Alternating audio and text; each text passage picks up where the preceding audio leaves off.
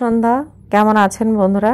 আশা করি সবাই অনেক ভালো আছেন। Welcome back to my channel Ronak লাইফস্টাইলের নতুন আরেকটা ব্লগে আপনাদেরকে স্বাগত জানাচ্ছি। ব্লগ শুরু করার আগেই আমি আপনাদের কাছ থেকে একটা বিশেষ আবেদন কিংবা একটা বিশেষ জিনিস চেয়ে নিচ্ছি। আপনারা হয়তো সবাই জানেন বাংলাদেশের বর্তমান পরিস্থিতি খুবই খারাপ। সবাই বাংলাদেশের জন্য দোয়া করবেন। কি হয়েছে না হয়েছে নিউজ মিডিয়াতে কিংবা প্ল্যাটফর্মগুলোতে আপনারা দেখতেছেন। আমি আবার বলতে চাচ্ছি না, এই জায়গাটা হচ্ছে আমাদের কাজের, যেহেতু আমরা রেগুলার এখানে কাজ করি, আমাদেরকে এখানে রেগুলার ব্লগ আপলোড করতে হয়। অনেক সময় বলে যে হ্যাঁ বাবা মা মারা গেছে, তার কয়েকদিন পরেই ব্লগ আপলোড করে, কিংবা যে কোনো অসুস্থ হলেও ব্লগ আপলোড করে। আসলে আপনারা যখন কোনো অফিসে চাকরি করেন তখন কয়দিন ছুটি নিতে পারেন? 5 দিন কিংবা 6 দিন। আমাদের পজিশনটাও ঠিক সেরকম। আমরাও এখান থেকে কাজই করি, এক অর্থে এটা আমাদের একটা ইনকাম সোর্সের জায়গা। তো সেই জায়গাতে আমরা অফ দিতে পারি না, অনেক কিছু মেনটেন করতে হয় আমাদেরকে। অনেকটা দুঃখ, অনেকটা খারাপ লাগা, অনেকটা কষ্ট এবং অনেকটা ব্যথা নিয়ে আজকের এই ব্লগটা স্টার্ট করতেছি। এইটার ভিডিও শ্যুট করা হয়ে গেছে ঘটনার আরও 1.5 দিন আগেই। এই ভিডিওর টপিকটাও ছিল অন্যরকম, বাট আফসোসের বিষয় এটা, আজকে আমাকে এই বিষয় নিয়ে কথা বলতে হচ্ছে এবং এই মুহূর্তে আমাকে এটা রিয়েলাইজ করতে হচ্ছে যে জীবন ব্যর্থ। জীবনে আমরা যেভাবে চলছি কিংবা যেভাবে আমরা এই পথে দৌড়াচ্ছি, আমাদের জীবনের শেষ কোথায় আমরা কেউ জানি না। তাই জীবনে যেই কতটুকু সময় বেঁচে থাকবেন, চেষ্টা করবেন সবসময় সুখে থাকার, হাসি খুশি থাকার। এই ঘটনা ঘটার পর থেকে আমি আমার ছোট্ট মেয়ে আজরানকে বুকের মধ্যে বারবার জড়িয়ে ধরে চিন্তা করি যে কি হবে। যখন বিমান খুব নিচ দিয়ে যায় তখন খুব ভয় লাগে, তখন বারবার চিন্তা করি এই মনে হয় যদি পড়ে যায়। এখন আওয়াজটা শুনলেই আতঙ্ক লাগে, ভয় লাগে। এতগুলা বাবা মা, এতগুলা সন্তানের আহাজারি, আমি আর বলতে পারতেছি না। আপনারা হয়তো নিউজ মিডিয়া রিপোর্ট কিংবা যেটাই দেখেন না কেন, বাংলাদেশের অথেন্টিক নিউজগুলো দেখলে বুঝতে পারবেন। এখন তো আর চাপা দেওয়ার কোনো কিছু নেই, এখন ওপেনলি সব কিছু বাহির হচ্ছে। যেহেতু আমাদের এটা পার্মানেন্ট সরকার না, আপনারা জানেন, সেজন্য এখন চাপা দেওয়ার কোনো অপশন নেই। বাট রিয়েল যে অ্যামাউন্টটা, সেটা এখন পর্যন্ত চাপা রাখতেছে। আমি জানি না এই দেশের কি হবে। মাঝে মাঝে মনে হয় যে এই দেশে জন্মগ্রহণ করে সবচাইতে বড় পাপ করছি, কিংবা এই দেশ ছাড়ার অনেক অপশন ছিল, কেন ছাড়লাম না? ছাড়লে হয়তো ভালো হতো, আরও ভালো হতো।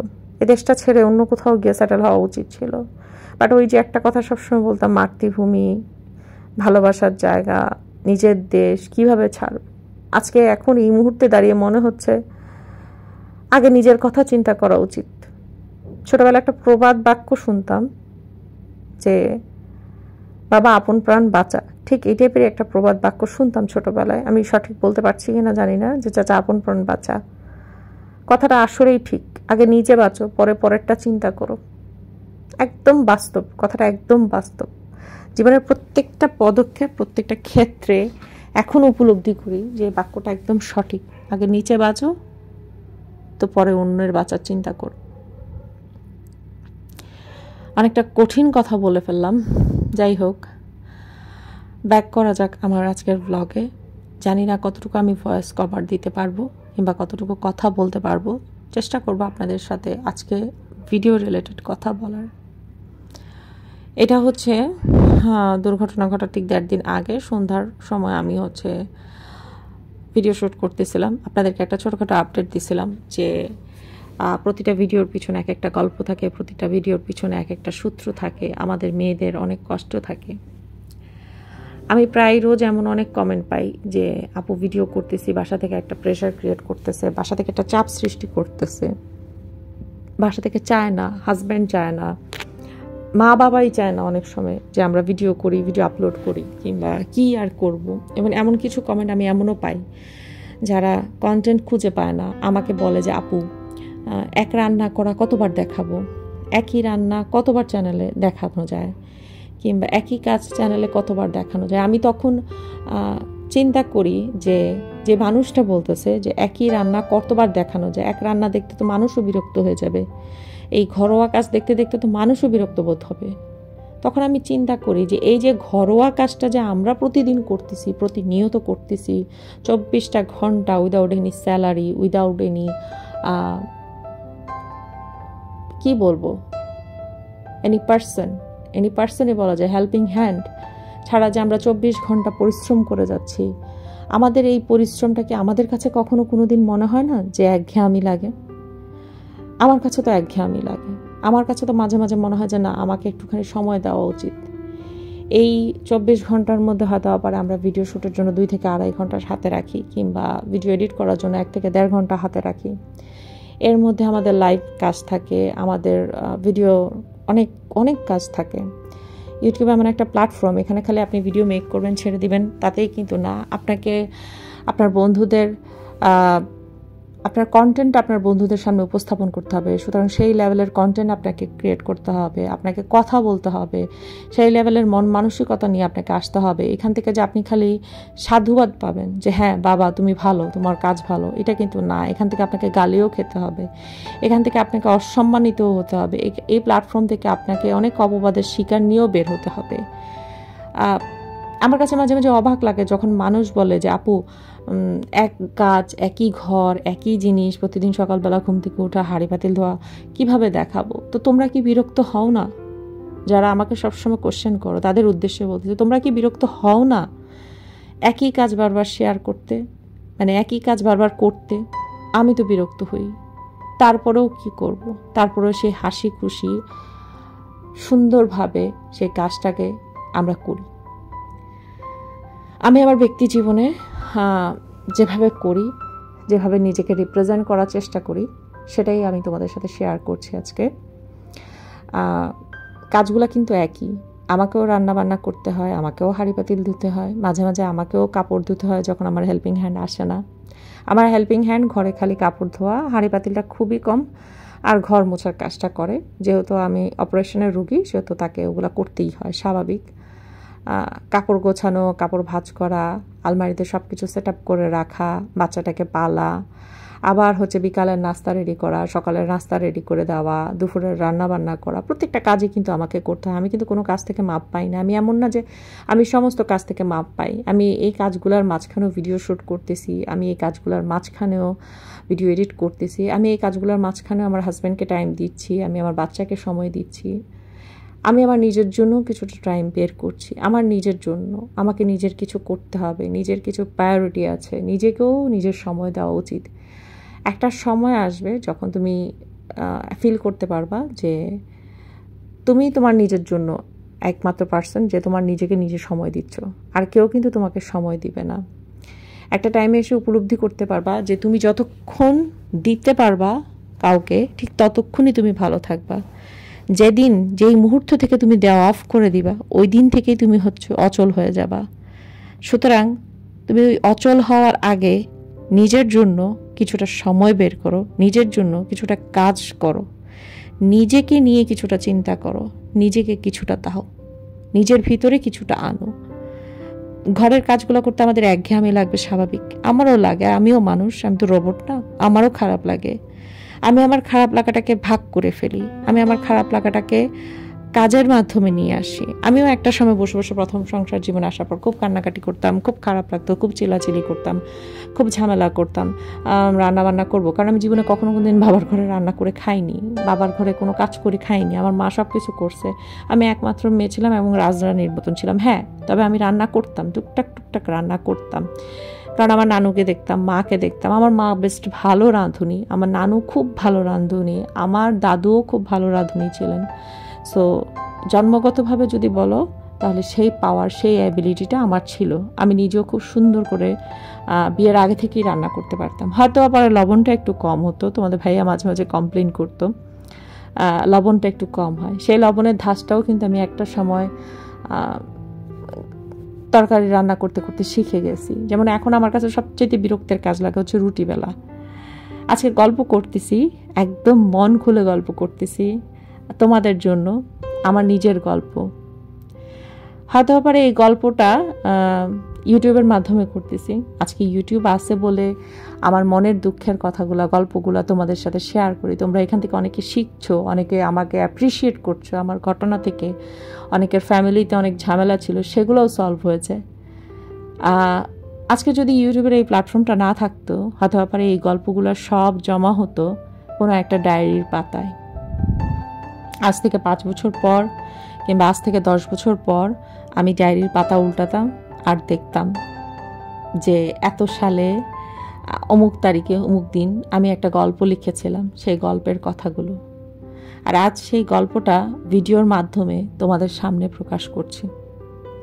হ্যাঁ, এটা আমার গল্প, আমার জীবনের লেখা গল্প, আমি রৌনকের গল্প তোমাদের সাথে শেয়ার করছি। তোমাদের সাথে গল্প শেয়ার করতে করতে আমার একটা স্পেশাল সিক্রেট রেসিপি তোমাদের সাথে শেয়ার করলাম। এটা আমি খেয়েছি হচ্ছে আমার চাচি শাশুড়ি বাসায় মোমোর সাথে, অ্যান্ড ওই দিন থেকে এটা আমার সবচেয়ে প্রিয় একটা রেসিপি হয়ে গেছে। তেলে একটু রসুন ভেজে নিয়ে হালকা চিলি ফ্লেক্স এবং তিল দিয়ে সাথে সাথে উঠায় ফেলা, এবং এটা খুবই ভালো লাগে। যখন ভাত খেতে মুখে আমি রুচি পাই না, তখন আমি এটা ট্রাই করি, বাসায় বানিয়ে রাখি, মাঝে মাঝে আমি এটা খাই। বিকালের নাস্তা বানানো শেষ, নুডলস। আমি আর আমার মেয়ে মিলে হচ্ছে নুডলস খাবো। অবশ্যই ওকে ঝালের পাটটুকু বাদ দিয়ে দিব। আমি আমার মেয়ের সাথে চেষ্টা করি সবসময় বন্ডিংটা এমন রাখার, জাস্ট ফ্রেন্ডলি, যে ওর সাথে আমার বন্ডিংটা হবে এমন। আমার মার সাথে আমার যেমন বন্ডিং হয়েছে অবশ্যই তেমন না, আমার বাবার সাথে আমার যেমন বন্ডিং হয়েছে অবশ্যই তেমন। আমরা হাজব্যান্ড ওয়াইফ দুজনেই এটা মেনটেন করি যে আজরানের সাথে আমাদের বন্ডিংটা খুবই ফ্রেন্ডলি। তো মেয়ের সাথে নাস্তা টাস্তা কমপ্লিট করার পর চলে আসলাম হচ্ছে ঘর গোছাতে। আজকে তোমাদেরকে ফুললি আমার একটা ঘরের কাজ দেখাবো। যে অনেকে বলে না যে আমরা মেয়েরা আসলে কি কাজ করি, কি করি সারাদিন ঘরের ভিতরে বসে, কি করি, আসলে কি করি। এই কাজগুলো যদি আমরা বাইরে কোথাও করতাম, সেটার জন্য আমরা একটা পেমেন্ট পেতাম। তো এখানে আমরা পেমেন্ট পাই না, বাট নিজের সংসার গুছিয়ে রাখি, পরিষ্কার করে রাখি। আমি প্রতি সপ্তাহে আমার খাটটা ডিপ ক্লিন করি, বাট এটা এখন প্রতি সপ্তাহ থেকে প্রতি 3 দিন অন্তর নিচ্ছি, যেহেতু বর্ষাকাল। এই টাইমটাতে খাটের জীবাণুটা খুব বেশি হয়, এবং বিছানা চাদরটা আমি প্রত্যেক সপ্তাহে 2বার থেকে 3বার চেঞ্জ করি। যেহেতু আমার ছোটো বাচ্চা আছে, আমি খেয়াল করি হচ্ছে 2 থেকে 3বার চেঞ্জ করার, এবং চাদরটা আমি নিজেই ধোয়ার চেষ্টা করি। বুয়া দিয়ে খুব কমই ধোয়াই। বুয়া দিয়ে ধরো যদি শরীরটা খুব বেশি খারাপ লাগে, মানে বাসার যিনি খালা কাজ করে তাকে দিয়ে আমি খুব কম ধোয়াই, বাট চেষ্টা করি সবসময় আমি আমার নিজে ধোয়ার। আর আমি আমার ফার্নিচার ক্লিন করার জন্য অলওয়েজ সবসময় যেটা ইউজ করি, যারা আমার পুরাতন ভিউয়ার্স তারা জানো, দেখো একবার শুকনা মুছার পর কি অবস্থা হয়ে গেছে, একটা মুছা দিছি। হ্যাঁ, তো আমি সবসময় রকের এই ক্লিনারটা ইউজ করি। এটা দারুণ কাজ করে, ফার্নিচার একদম সুন্দর মনে হচ্ছে যে পুরো বার্নিশ করা থাকে। লাইক পানি দিয়ে মুছার থেকে হালকা করে একটুখানি স্প্রে করে নিবা, আর ওই মানে একদম ভিজা না কাপড়টা চিপে একদম শুকনা করবা, ওই কাপড়টা দিয়ে টেনে টেনে প্রত্যেকটা জায়গা পরিষ্কার করবা। সবচেয়ে ভালো হয় যদি ব্রাশ ইউজ করো। আমি এটা ব্রাশ মিস্টার DIY থেকে কিনেছি, বাট ওইটা আমি আজকে খুলিনি। আমি জাস্ট হচ্ছে আমার যে কাপড়টা ছিল মোছার, সেটা দিয়ে আমি পরিষ্কার করে নিয়েছি। আমি অলওয়েজ আমার খাটের এই জায়গাটা পরিষ্কার করে রাখি। আর তোমরা সবসময় দেখবে আমার খাটের এই জায়গাটায় খেলনা থাকে। তো অনেকেই জিজ্ঞাসা করতে পারো যে আপু খেলনা কেন রাখো। দেখো আমার ক্ষেত্রে দেখা যায় আমি যখন ঘুমায় পড়ি, অনেক সময় রাত্রেবেলা ঘুমায় পড়ি, দিনের বেলা ঘুমায় পড়ি, আমি দরজাটা লক করে ঘুমাই, আমার মেয়েটা জাগা থাকে, আমার মেয়েটা বেশ রাত জাগে। তো ও তখন ঘুম থেকে উঠে এই খেলনাগুলো দিয়ে খেলে। তো সেই জন্যই হেডবক্সের ওখানে খেলনা থাকে। আমার ড্রেসিং টেবিলের পাশেও কিন্তু আমি খেলনা রেখে দিই। রাতেবেলা ও কয়েকটা কোলে নিয়ে শোয়। বাচ্চা মানুষ, এটা আমি দেখছি, আমার মনে আছে যে আমার বাবা মা আমার সাথে সেম করতো। তারা দুজন ঘুমায় যেত, আমি তাদের মাঝখানে বসে বসে খেলতাম। যেই ফজরের আজানটা দিত আমার কানে ঢুকতো, তখন আমি ঘুমাইতাম। আর স্টিল নাও এই স্বভাবটা আমার কাছে এখনও আছে। আমি এখনও ফজরের আজানটা যখনই আমার কানে ঢুকে তখনই আমি ঘুমাই। মানে ফজরের নামাজটা পড়ে এমনও আছে যে আমি ফজরের আজানটা কানে ঢুকছে, ঢুকার সাথে সাথে নামাজটা পড়ে তারপরে ঘুমাইছি। যদি বাই চান্স কোনো কারণে আগে ঘুমা যায়, তাহলে আমার নামাজটা মিস হয়। তখন সেই নামাজটা ধরো সূর্য ওঠার পর আমাকে পড়তে হয়। বাট এটা খুব ব্যাড হ্যাবিট। আমি চেষ্টা করি এই হ্যাবিটটা ঠিক করার, বাট যখন সম্ভব হয়, এবং আমি আমার হাজব্যান্ডকে স্ট্রিক্টলি বলে রাখছি ঝগড়া করে হলেও আমাকে উঠাবো ওই টাইমটাতে, কারণ ফজরের নামাজ মিস করা খুবই খারাপ। মাঝে মাঝে আমরা ঝগড়াও করি এটা নিয়ে, আমাকে উঠানোর সময় খুব চিল্লাচিল্লি করি, কারণ আমি একবার ঘুমাইলে আমাকে উঠানোটা খুব কষ্টকর। তো যাই হোক, তোমাদের সাথে কথা বলতে বলতে আমি আমার খাট ক্লিন করে ফেলছি, আমি আমার ফার্নিচারগুলো সব ক্লিন করলাম। এটা সপ্তাহে 2 দিন আমি কাজটা করি। এই কাজটা একদম ম্যান্ডেটরি, সপ্তাহে 2 দিন আমার থাকে। ড্রয়িং রুমটা আমি সপ্তাহে মানে মাসে 2বার করে ধরি, কারণ ড্রয়িং রুমটাতে খুব বেশি একটা মানুষ থাকে না, তাই আমি ড্রয়িং রুমটা মাসে 2বার করে ধরি। বাট বাদ বাকি যে জিনিসগুলো আছে সেগুলো আমি সপ্তাহে 2 দিন করে করি। এবং খাট তো আমি প্রতিদিনই 2-3বার করে ঝাড়তেছি, বিছনা চাদর উঠাচ্ছি। কখনো কখনো সপ্তাহে আমার 4টা চাদর আমি চেঞ্জ করি, কারণ আমার খুবই অ্যালার্জি। এবং প্রত্যেকটা সময় হচ্ছে আমি পুরা ডিপ ক্লিন। ফার্নিচার ধরো আমার আলমারি, আমার একটা ওয়ার্ড্রোব, একটা ড্রেসিং টেবিল কাম হচ্ছে আলমারি। এটা আপাতত আমি কিনে রাখছি, এবং পরবর্তীতে যদি বাসা চেঞ্জ করি কিংবা বড় বাসা নেই তাহলে আমি আলাদা করে ড্রেসিং টেবিলটাও করে নিব। তো এদিকে গাছে আজকে পানিও দিয়েছি। পুরাটা আলমারি ক্লিন করা, পুরাটা ড্রেসিং টেবিল ক্লিন করা খুবই কষ্টের। প্রত্যেকটা কাজ করতেছি, প্রত্যেকটা ভিডিও তোমাদের সাথে শেয়ার করতেছি। আর আমি একটা জিনিসই তোমাদের কাছে বলতে চাচ্ছি, কোনো কাজই ছোট নয়, কোনো কাজই ছোট নয়। অনেক সময় অনেককে দেখবা যে বলবে যে হ্যাঁ আমি তো চাকরি করি, চাকরিজীবী মহিলা, তুমি তো চাকরি করো না, তুমি তো হাউস ওয়াইফ। তো অনেক চাকরিজীবী মহিলার ঘরে গিয়ে আমি দেখছি যে তার ঘর পুরো স্বর্ণের মতন চিকচিক করে, কারণ তার চাকরি করতেছে, তার অ্যাবিলিটি আছে, সে টাকা দিয়ে বুয়া রাখতেছে, সে ঘরটাকে খুব সুন্দর করে ক্লিন করতেছে। আর কিছু চাকরিজীবী মহিলার ঘরে ঢুকলে আমার বমি এসে যায়, যে এই যে গর্ব করে বলে না যে চাকরি করতেছি, চাকরি করে লাভটা কি যদি তোমার ঘরই নোংরা হয়, ঘর যদি অপবিত্র থাকে। একটা জিনিস সবসময় আমি মাথায় রাখি, পরিষ্কার পরিচ্ছন্নতা ইমানের অঙ্গ। আমি যতটুকু পারি আমার এই বাচ্চাটাকে নিয়ে একা হাতে আমি সব কিছু সামাল দিই, একা হাতে আমি সব কিছু করি। আমার ঘরে হয়তো পারে গেস্ট আসলে কাপড়ের যে পরিমাণটা সেটা একটু বেশি দেখে, কারণ আমাদের ঘর অনুপাতে আমরা দুইটা ফ্যামিলি, খুবই ছোট আমাদের বাসাটা, সেই অনুপাতে আমরা দুইটা ফ্যামিলি থাকি। সো এটা যদি কাউন্ট করা হয় তাহলে আমার ওইখানে কাপড় চোপড়ের পরিমাণটা খুব বেশি হয়ে যায়। যেহেতু একটা বাচ্চার সংসার, আমার শাশুড়ির সংসার, দুইটা সংসারের জন্য আমাদের প্রচুর জিনিসপত্র হয়ে গেছে। বাট এইটা যখন ঘর আলাদা হবে ভবিষ্যতে তখন ঠিক হয়ে যাবে, এটা কোনো বড় ফ্যাক্ট না। এই একটা ঝামেলা ছাড়া আমার ঘরে তোমরা কখনোই কোনোদিন কোনো জিনিস সিস্টেমের বাইরে দেখবে, চাদরটা বিছায় এবং সবসময় দেখবে সবকিছু আমি সিস্টেমের ভিতরেই করার চেষ্টা করি, উপরে চাদরটা বেছানোর পর চাদরটা টান না খায় কিংবা চাদরটা কোনো কারণে নষ্ট না হয়। এই কাজটা আমি সবসময় করি। অনেকেই হচ্ছে এটা করে। এটার উপরে আরেকটা ম্যাট পাওয়া যায়, সেই ম্যাটটাও ছিল, বাট ওইটা দিলে কেন জানি আমার গরম লাগে, মানে হাত পা গরম হয়ে যায় এবং খুব আনকমফোর্টেবল ফিল করি। এবং এই ম্যাট্রিক্সটাতেও আমি খুব আনকমফোর্টেবল ফিল করি। এটা খুব শীঘ্রই চেঞ্জ করব, খুব দাম দিয়ে কিনছি বলে এখনও চেঞ্জ করা হয়নি। এখন কোনো মতে চালাচ্ছি, আল্লাহ বাঁচায় রাখলে ভবিষ্যতে এটা আমি পুরোপুরি চেঞ্জ করে ফেলবো। তো আমার ঘরে খুব এরকম টোকেন জিনিস পাবা যে এই সময় ফুরিয়ে যাবে, এই টাইপের অনেক ধরনের লেখা তোমরা আগেও দেখছো, এখনও দেখবা। তো একদম পুরোপুরি সুন্দর করেও খাটের সব কিছু পরিষ্কার করে ঘরটাকে একদম ক্লিন করে ফেলছি। আর আজকে ঘরটা ক্লিন করার পর খুবই ভালো লাগতেছে। আর এই বিছানার চাদরটা হচ্ছে আমাদের নিজেদের দোকানের। তো তোমরা যদি কেউ নিতে চাও তাহলে অবশ্যই আমাকে জানাবা, কালেকশন থাকলে অবশ্যই আমি সেল করব। বাট এখন পর্যন্ত আমি আপাতত আমার ইউটিউব চ্যানেল থেকে কোনো বিজনেস শুরু করিনি। যদি শুরু করি অবশ্যই তোমাদেরকে বলবো, তখন দিব। তবে এইটা এখন স্টক আউট হয়ে গেছে। এটা 3টা কালার ছিল, লাল কালার একটা, এই গ্রিন কালার একটা, আর একটা হচ্ছে পার্পেল কালারটা। সবচেয়ে সুন্দর হচ্ছে গ্রিন এবং পার্পেল কালার, এই দুইটা। তো এটা টোটালি স্টক আউট হয়ে গেছে। এটা যদি আবার আসে আমি তোমাদেরকে জানাবো। তো যাই হোক, পরের দিন সকালবেলা মেয়ে দেখি দুষ্টামি করতেছে, তাই চাদরটা উঠায় ফেলছি। ও আসছে হচ্ছে আমার সাথে নাস্তা করার জন্য। আমি সকালবেলা 1 মগ পানি নিয়ে বসছি, প্লাস হচ্ছে একটু ফ্রাইড রাইস করে নিছি, আর ওই যে চিলি যে সসটা করছি সেটা, আর একটু সস নিছি। ফ্রাইড রাইসটা আমার খুবই প্রিয়, আমার কাছে ভালো লাগে। সকালবেলা একটু ভারী খাবার খেতে আমি খুব বেশি পছন্দ করি। বাট আমি একটুখানি জিমে জয়েন হয়েছি। জিমে বলতে গেলে হচ্ছে আমি বাসাতেই হচ্ছে করতেছি আপাতত। তোমাদের ভাইয়াই হচ্ছে আমাদের ট্রেনার। ও ওভারঅল আজকে প্রায় 4 থেকে 5 বছরের মতন হচ্ছে জিম করতেছে। সো ও এমন একজন ট্রেনার যার কাছ থেকে সব কিছু আমি শিখতে পারবো। আর আমি মনে করি আমার হাজব্যান্ড হচ্ছে আমার জন্য পারফেক্ট গাইডদাতা, যে আমাকে যেভাবে বলবে ঠিক সেভাবেই হবে। কারণ ও এত বছর ধরে জিম করতেছে, ওর একটা আইডিয়া আছে যে কিভাবে কি করতে হবে। এখন আমি স্টেপ 1 সিচুয়েশানে আছি, জাস্ট ওয়ার্ম আপ করা, নর্মাল যে ব্যায়ামগুলো থাকে সেগুলো করা। বিশ্বাস করবা কিনা জানি না, আধা ঘন্টা 1 ঘন্টার মতন আমি করি এবং আমার অবস্থা খুব খারাপ হয়ে যায়। আমার হাজব্যান্ডের গাইডলাইন থাকাকালীনই আমি করি, বাট আমি প্রচুর ব্যথা পাচ্ছি। ইদানিং আমার খুব ব্যথা বেড়ে গেছে, আর যেহেতু আমি একটু হেলদি, সো আমার আরও বেশি কষ্ট হচ্ছে। তো সকালের খাবারটা আমি কম চেষ্টা করি খাওয়ার। আর এর আগে আমার লিভারের জন্য যে ড্রিঙ্কসটা থাকে সেই ড্রিঙ্কসটা আমি নিয়ে নিছি। লিভারের ড্রিঙ্কসটা নেওয়ার ঠিক আধা ঘন্টা পর, মানে আমি একদম ঘুম থেকে উঠে দাঁতটা মেজে মুখটা ফ্রেশ করি হচ্ছে লিভারের ড্রিঙ্কসটা নেই। এরপরে হচ্ছে আধা ঘন্টা ওয়েট করি, এর মধ্যে ওর বাবাকে আমি ব্রেকফাস্টটা দিয়ে দিই, দেন হচ্ছে আমি আমার ব্রেকফাস্টটা করি। তো মেয়েকে এদিকে মেয়ের খাবার দিয়ে দিছি। আমার ঘরে ওয়ার্ম লাইট খুব বেশি পছন্দ হয়, তো আমি বড় লাইটটা বন্ধ করে দিয়ে এটাই চালায় রাখছি মেয়ের জন্য। এখানে হচ্ছে কোকো ক্রাঞ্চটা, এটা সাধারণত আমি ওকে খেতে দিই না, বাট নরসিংদী যাওয়ার সময় অনেক কিনে ফেলছে ওর বাবা, ভাবছে যে অনেক দিন থাকবো যদি লাগে। তো এটাই ওর শেষ করতেছি। আর এই কাপটা সেটটা আমি ওর জন্য কিনছি, ওকে গিফট করছি। এটা অনেক আগেই কিনছিলাম, ও যখন ছোট ছিল।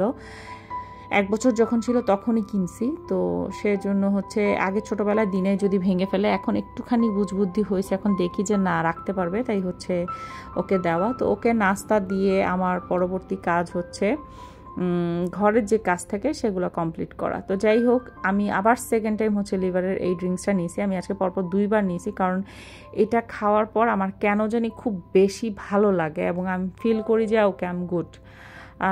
এটা 2-3 বার তুমি যতবার ইচ্ছা তুমি নিতে পারবা গরম পানি দিয়ে, এটা আমার মত। এবং আমি যখন আমার ডক্টরকে জিজ্ঞাসা করছি, উনি বলছে যে হ্যাঁ আপনি খেতে পারবেন, তবে সকালবেলা খালি পেটে খাওয়াটা খুব বেশি বেটার। সকালে 1 কাপ আমার খাওয়া শেষ, তো আমি ভাবলাম যে এখন আরেক কাপ একটুখানি খেয়ে নেই, কারণ এটা খাওয়ার পর হজমটা আমার খুব ভালো হয় এবং আমার পেটে যে পেট ফোলাটা থাকে সেটা অনেকখানি কমে যায়। তো যাই হোক, এখানে যেগুলো কাটা কাটা ছিল সেগুলো সব কিছু রেডি করে রাখলাম। আর এই ভিশনের ফ্যানটা নিয়েছি, ইলেকট্রিক চার্জিং ফ্যান। সাথে কথা বলতে বলতে দেখো কত কাপড় এখানে জমে গেছে, যেহেতু আজকে বেশ কয়েকটা দিন ধরে বৃষ্টি হচ্ছে তাই প্রচুর কাপড় জমে গেছে। আমার শাশুড়ি কিছু কাপড় ভাঁজ করছে, এখন আমি কিছু কাপড় ভাঁজ করব। এগুলো সব আজকে বুয়া জমা রেখে গেছে। স্ট্যান্ডটা একদম পরিষ্কার করা হয় না, ভাবছি একটা দিন সময় করে নিয়ে পরিষ্কার করবো এবং তোমাদের সাথে অবশ্যই শেয়ার করব। আর কথা বলতে বলতে হচ্ছে দুপুরবেলা খাবারের টাইম হয়ে গেছে, সো আমি দুপুরবেলা ডাইনিং টেবিলটা ক্লিয়ার করে নিচ্ছি। ওদেরকে খাবার সার্ভ করেই হচ্ছে আমি আমার বাবার বাসায় চলে যাব। বাবার বাসা থেকে একটু ফোন আসছে, ভাবলাম যে একটুখানি ঘুরে আসি, কি করব, বাসা তো কাছেই, ধরো 20 মিনিটের মতন লাগে কিংবা 10-15 মিনিটের মতন লাগে, রিক্সায় গেলে 10 মিনিটের মতন লাগে, খুব বেশি একটা সময় লাগে না। তো ঘরের কাজ কমপ্লিট করে হচ্ছে তাড়াতাড়ি করে বাবার বাসায় যেতে হবে। তো আজকে তোমাদের সাথে শেয়ার করলাম আমার রেগুলার কাজটা, আমি কিভাবে আমার কাজগুলোকে একটু অন্য রকম, অন্য ওয়েতে নিই কিংবা অন্য ওয়েতে কাজ করি, সেগুলো আমি আরও আমার সামনের ব্লগে শেয়ার করব, আরও অনেক গল্প করব সামনের ব্লগে। তো আজকের ব্লগটা কেমন হয়েছে সেটা অবশ্যই তোমরা জানাবে। আর আমি সবসময় চেষ্টা করি খাবার সার্ভিংয়ের ক্ষেত্রে ডিশটাকে একটুখানি আলাদা করতে। লাইক একটা নর্মাল খাবার, একটা ডাল, একটা ভাত, আলু ভর্তা, এটা যদি তুমি একই প্লেটে বারবার সার্ভ করো, সেটা যে খাচ্ছে কিংবা যে পরিবেশন করতেছে তার কাছেও একটুখানি খারাপ লাগে। তো আমি চেষ্টা করি যে আমার পরিবেশনটা একটু ভিন্ন ধরনের হোক, আমার পরিবেশনটা একটু সুন্দরভাবে হোক, যাতে দেখার পর যিনি খাচ্ছে তারও খাওয়ার একটা মন মানসিকতা বাড়বে এবং আমি যে সার্ভ করতেছি আমার কাছেও ভালো লাগবে যে হ্যাঁ আমি খুব সুন্দর করে সার্ভ করতেছি। সবসময় হয়ে ওঠে না, তবে হ্যাঁ আমি চেষ্টা করি, সবসময় না হয়ে উঠলে আমি চেষ্টা করি করার। যেমন আজকে একটুখানি ঘন ডাল করলাম, ভাত করলাম, চিচিঙ্গা ভাজি করলাম, একদম নর্মাল খাবার, বেশি ভারী কিছু না। আর গরুর বট যদি কেউ জানো, এটা হয়তো ব্যাপারে অনেকেই চিনো, এটাই করলাম, একদম নর্মাল যে খাবার থাকে সেই খাবার। তো এগুলো সব হচ্ছে সিরামিকের, আমার কাছে এইভাবে সার্ভ করতে কিংবা এভাবে খাওয়াতে খুব ভালো লাগে। তো যাই হোক, আজকের ব্লগটা এইটুকুই রাখতেছি। অলরেডি বাবার বাসার ছাদে এসে পড়ছি, ওখানে বেশ কিছুক্ষণ ধরে গল্প টল্প করলাম এবং ওই দিনকেও একটা মিছিল ছিল, সামথিং ইজ রং প্রবলেম চলতেছিল। তো যাই হোক, এর মধ্যেই আসছি, বেশ কিছুক্ষণ মার সাথে গল্প করলাম, বাবার সাথে গল্প করলাম, একটা লাইভ ছিল সেই লাইভটাও শ্যুট কমপ্লিট করলাম। অ্যান্ড দেন এখন আমি বাসায় যাব এবং আমি যখন লাইভ করি তখনই এই দুর্ঘটনাটা ঘটে। তো আজকের ব্লগটা এইটুকুই রাখছি, সাথে দেখা হবে নেক্সট কোনো ব্লগে, নেক্সট কোনো ভিডিওতে। সে পর্যন্ত সবাই ভালো থাকো, দোয়া করো আমাদের বাংলাদেশের জন্য। আল্লাহ হাফেজ। নেক্সট ব্লগে তোমাদের সাথে আরও অনেক কথা হবে, আর অবশ্যই অবশ্যই আমাদের দেশের জন্য দোয়া করবে। সবাই ভালো থাকো।